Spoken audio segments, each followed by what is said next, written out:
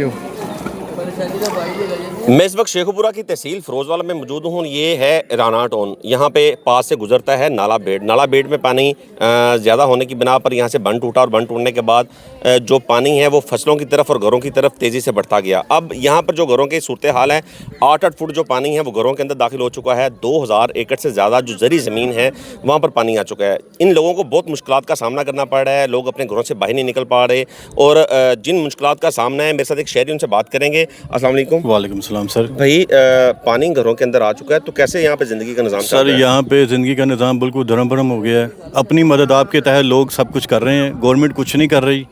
लोग यहाँ वीडियो बना के भेज रहे हैं, आगे 112 को फ़ोन भी करते हैं। कल लोग अपनी मदद आपके तहत खुद जो है यहाँ से सामान लेके जा रहे हैं, अपने बच्चों को सेफली लेके जा रहे हैं, अपने बड़ों को बुज़ुर्गों को लेके जा रहे हैं। बड़ी मुश्किल से यहाँ अवाम जो है ना खुद अपनी मदद के तहत काम कर रही है और गवर्नमेंट ने कुछ भी नहीं किया।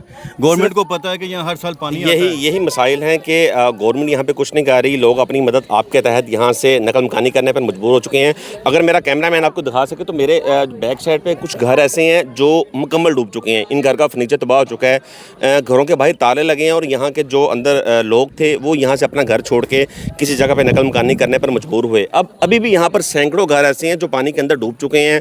लोग एक जगह से दूसरी जगह पे नहीं पहुंच पा रहे। जो रास्ता है वो मुनक़ता हो चुका है और यहाँ पे बार बार इंतज़ामिया को कॉल करने पर कोई इनकी मदद करने के लिए नहीं पहुंच रहा। ये लोग जैसे जैसे पानी की शिद्दत में इजाफा होता जा रहा है वैसे वैसे इनकी मुश्किलात में भी इजाफा हो रहा है।